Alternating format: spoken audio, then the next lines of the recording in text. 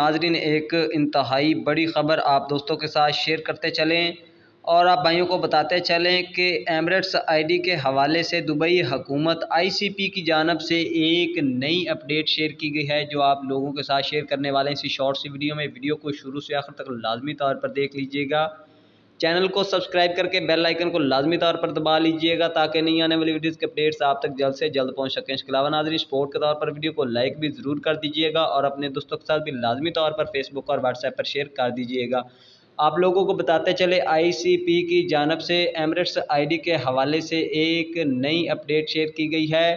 جس کے تحت اگر آپ لوگوں کے آئی ڈی کو ایکسپائر ہوئے 3 مہینے کا وقت گزر چکا ہے اور آپ غیر قانونی طریقے سے وہاں پر کام کر رہے ہیں، اپنا ایمریٹس آئی ڈی رینیو نہیں کروا رہے ہیں، تو ایسے تمام لوگوں کے خلاف قانونی کارروائی کی جا رہی ہے اور ان کے ویزے کینسل کر کے ان کو واپس ڈیپورٹ بھی کیا جا رہا ہے، جرمانے بھی کیے جا رہے ہیں۔